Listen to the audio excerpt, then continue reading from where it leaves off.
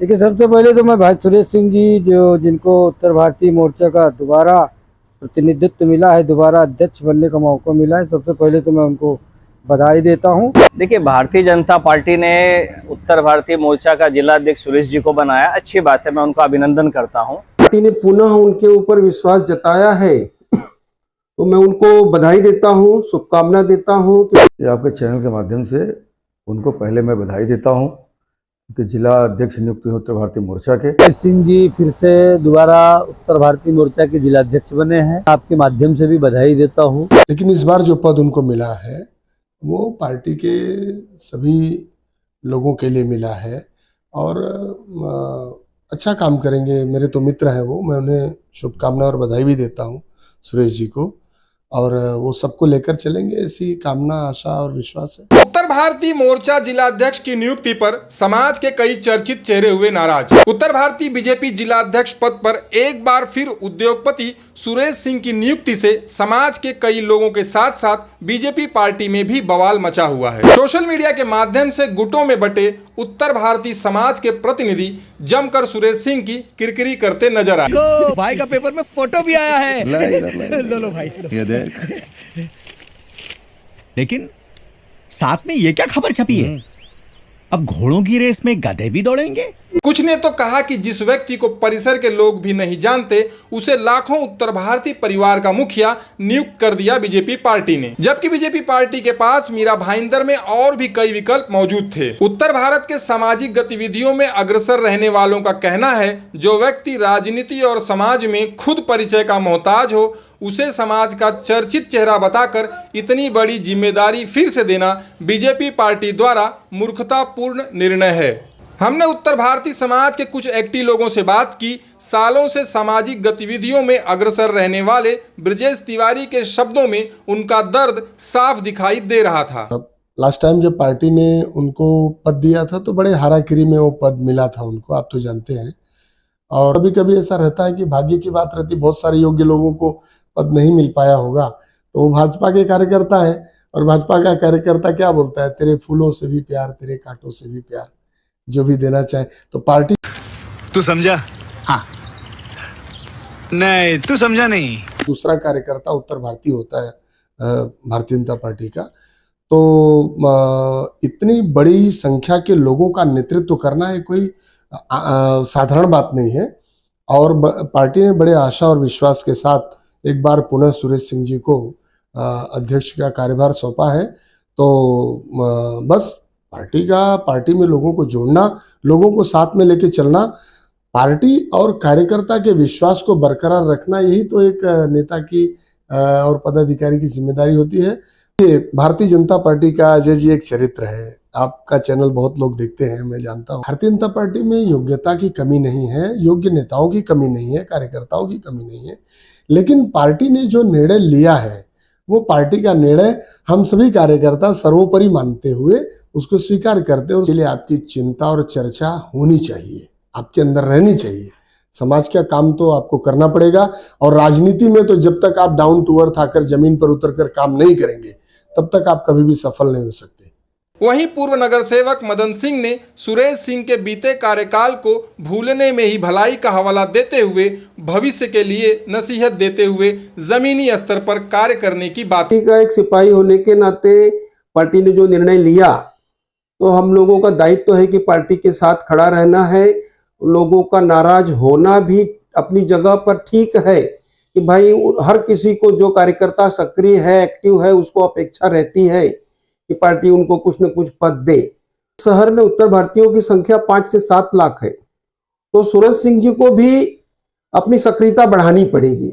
ये पार्टी को भी जो इस पद के गठन से अपेक्षा थी उसमें पूरी तरह वो खरे उतर नहीं पाए हैं, लेकिन अब मैं और पूरा समाज मीरा भाईंदर का उनसे आशा अपेक्षा रखता है वो अपनी गतिविधि बढ़ाए। ये बात तो बहुत गलत है, यह बात बहुत गलत है। अगर आपने पद लिया है तो उस पद के प्रति न्याय देना चाहिए, और अगर आप न्याय नहीं देते हैं, आप पद के प्रति भी अन्याय करते हैं और सक्रिय लोगों के प्रति भी अन्याय होता है। बात विकल्प की, विकल्प बहुत सारे थे, एक दो विकल्प नहीं, उत्तर प्रदेश में बहुत सारे सीनियर लोग हमारे बैठे थे, बहुत सारे लोग ऐसे बैठे थे जिन्होंने बहुत दिनों से भारतीय जनता पार्टी की सेवा की है, 30-35 साल से जिन्होंने सेवा की। तो विकल्पों की कमी नहीं थी, लेकिन कुछ देखा होगा उन्होंने, सुरेश सिंह में कुछ देखा होगा, उम्मीदें होंगी जैसे हमको आपको है। तो मुझे लगता है कि ये वाले कार्यकाल में बदले हुए सुरेश सिंह नजर आएंगे। थोड़ा समय अगर दें, जिसकी सबसे ज्यादा जरूरत है, जिसकी चर्चा मैंने पिछले भी बार कहा है कि उनके सामने चुनौतियां हैं समाज को एकत्रित करने के लिए। ये बाटी चोखा और ये दुनियादारी के टैग जो है उनको हटाने वाला होना चाहिए। तो अगर सुरेश सिंह जी कुछ करने पे आए तो उनके लिए भरपूर करने के मौके हैं, समाज के लिए भी करने के मौके हैं, और समाज उनके पीछे खड़ा भी हो सकता है। उनके सिलेक्शन में नहीं था, मेरे पास उनके सिलेक्शन की न तो जिम्मेदारी है और न मैं इतनी जवाबदारी। सुरेश सिंह जी को अगर पार्टी के वरिष्ठ लोगों ने, और ये सब चीज़ें जो होती हैं ये प्रदेश अध्यक्ष को संज्ञान में लेके की जाती, चाहे प्रदेश अध्यक्ष चंद्रशेखर बावनकुले जी हों, चाहे फिर हमारे उत्तर भारतीय मोर्चा के प्रदेश अध्यक्ष संजय पांडे जी। बिना तय है कि समाज, उत्तर भारतीय समाज अगर अब किसी नेता को स्वीकार करेगा तो मुंह से बोलने वाले नेता को स्वीकार नहीं करेगा। आपको फील्ड पे कुछ करके दिखाना पड़ेगा, तभी वो आपके पीछे आएगा, अन्यथा जैसा चल रहा है वैसा चलेगा। लेकिन फिर से समाज सुरेश सिंह से काफ़ी उम्मीदें रखता है। अगर मिले हुए पद के साथ न्याय नहीं किया गया तो बड़ा दुखद होगा। आपको बता दें, 2 साल पहले जब उद्योगपति सुरेश सिंह को उत्तर भारतीय मोर्चा का जिलाध्यक्ष नियुक्त किया गया था, तब बधाई देने वालों की कतार लग गई थी। लेकिन जब सुरेश सिंह को दोबारा मौका दिया गया है तो बधाई देने वाले नेतागण और प्रतिष्ठित व्यक्ति कन्नी काटते नजर आ रहे हैं। इसका कारण साफ तौर से सुरेश सिंह का समाज के प्रति उदासीन रवैया रहा है। वो भले ही एक कुशल उद्योगपति हैं, लेकिन उत्तर भारत समाज के जरूरतमंद व्यक्तियों के लिए किसी भी तरह का कोई योगदान अभी तक दिखाई नहीं दिया है। लेकिन इसके पहले 2 साल मेरे ख्याल से उनका कार्यकाल जिला अध्यक्ष पद पर था। लेकिन जिस समाज से हम आते हैं, हमारी भी मीरा भाईंदर में हम उत्तर भारतीय हैं, करीबन 10,000 के आसपास हम लोग यहाँ पर हमारी जनसंख्या है। लेकिन सुरेश सिंह ने कभी हमको तो बुलाया नहीं कि उत्तर भारतीयों को इकट्ठा करना या मोर्चे को पड़ी नहीं है। अपनी डफली, अपना राग सभी अलापते हैं। और कार्यकाल की बात करें तो कभी भी इन्होंने समाज को एकजुट करने का प्रयास तो किया हो ऐसा मुझे दिखाई नहीं दे रहा है। और ये चैलेंज के साथ ये भी नहीं कह सकते कि उन्होंने आज तक पूरे मीरा भाईंदर में कितने उत्तर भारतीयों की संख्या है वो पूछ लीजिए आप, तो इनको मालूम ही नहीं होगा।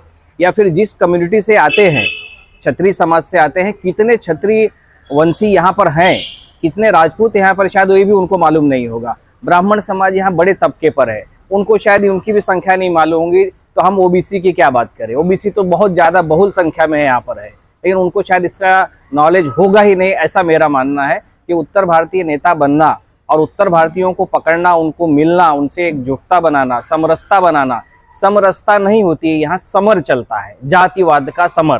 शायद नेताओं को अपनी डफली, अपना राग वाली बात है, उनको किसी से कोई लेना देना होता नहीं है। उनका अपना एक एजेंडा तय होता है, उसी एजेंडे पे वो काम करते हैं। लोगों ने क्या किया कि उत्तर भारतीय समाज को जमा करना है तो बाटी चोखा का आयोजन, खाने पीने की तैयारी, एक गाना गाने वाला आ जाए तो सबको लगता है कि ये पहुंचा है। अब बाटी चोखा के कार्यक्रम में संख्या आप देखेंगे पहले हजारों में होती थी, अब धीरे धीरे घटते घटते उस सैकड़ों में आ गई है। और यही रवैया नेताओं का रहा तो आने वाले बाटी चोखा में सिर्फ उनके लोग ही दिखेंगे, बाकी लोग दिखेंगे भी नहीं। को सलाह देना चाहूंगा कि सिंह साहब आप आइए, लोगों से मिलिए, पहले अपनी जड़ जो है उत्तर भारतीय समाज में मजबूत करिए। बड़ी पार्टियां हैं, उन्होंने भी उत्तर भारतीय समाज को तवज्जो नहीं दी है कि उनको वोट बैंक के तौर पे इस्तेमाल करना है, बाटी चोखा खिलाना है, वोट ले लेना है, फिर हम कौन तुम कौन। नरेंद्र मोदी जी ने 17 सितंबर को अपने जन्मदिन के अवसर पर, और उसी दिन विश्वकर्मा पूजा भी होती है पूरे देश में, उस दिन उन्होंने विश्वकर्मा योजना की शुरुआत की। लेकिन मुझे लगता है कि शायद उत्तर भारतीय नेता जो हमारे यहाँ है उनको मालूम भी नहीं है कि विश्वकर्मा योजना चालू की गई है। तो इस तरह तो इनको मालूम ही नहीं है कि प्रधानमंत्री क्या चाहते हैं और ये क्या चाहते हैं। श्रीमती गीता जैन ने पहले कह दिया था कि मैं उत्तर भारतीय भवन बना के दूंगी, लेकिन अब उत्तर भारतीय भवन जो है हिंदी भाषी भाषा भवन में कन्वर्ट हो गया, यानी कि हिंदी भाषी भवन के नाम पर उत्तर भारतीय भवन की बलि ले ली गई। और भारतीय जनता पार्टी का सबसे बड़ा सेल है, अघाड़ी अगर देखी जाएगी तो पहला उत्तर भारतीय मोर्चा ही आता है। इसलिए उनको मैं बधाई देता हूँ और उम्मीद करता हूँ कि वो शायद इस बार संगठन को सही से खड़ा करें और आगे कार्य करें, और समाज उनको उनकी तरफ देखती भी है, क्योंकि एक तो उद्योगपति भी हैं, दूसरे हमारे उत्तर भारतीय मोर्चा के जिला अध्यक्ष नियुक्त हुए हैं। यही समाज को उम्मीद है कुछ करें समाज के लिए। अब तक तो हम लोग ऐसा संगठित नहीं हो पाए। अब सोच रहे हैं उनके ही नेतृत्व में शायद संगठित हो पाए। मैं आपको कह रहा था ना कि जो कार्यकाल उनका गया, अब उम्मीद है कि उससे बेहतर कार्यकाल जाए, क्योंकि समाज को बाटी चोखा और चबैना चबाने से नहीं समाज चलती। समाज के लिए किसी का दुख सुख हो, किसी को ठेला वाले हॉकर्स वाले हैं उनको लोग उठा लेते हैं, पीटते हैं, उसके लिए खड़े हों, रोड पे उतरें तो अच्छा है। और ये उम्मीद करते हैं कि सुरेश सिंह जी कर सकते हैं, क्योंकि वो उद्योगपति भी हैं और नाम भी है उनका शहर में। उनकी नियुक्ति किए हैं तो वो कुछ देख के किए होंगे, कुछ काबिलियत रही होगी तो भी किए होंगे, और दूसरे जिसको नहीं दिए वो काबिलियत लायक नहीं है, उनको दूसरा जवाबदारी देंगे। तो संगठन में जो भारतीय जनता पार्टी का संगठन है वो सबको सही समय पर सही मौका और सही जिम्मेदारी देते हैं। अबे क्या बोल रहा है? पिलियल बोल, पिलियल। कि उनके पिछले कार्यकाल से और अच्छा कुछ करें, और संगठन ने जो जवाबदारी दी है उनको, मैं संगठन को मानता हूँ, तो संगठन ने जो जवाबदारी दी है उसको निभावें और अच्छा काम करें। तो बोला होएगा, उसको लगा होएगा, लेकिन जवाबदारी मिली है तो बाहर तो निकलना पड़ेगा और निकल के काम करना पड़ेगा।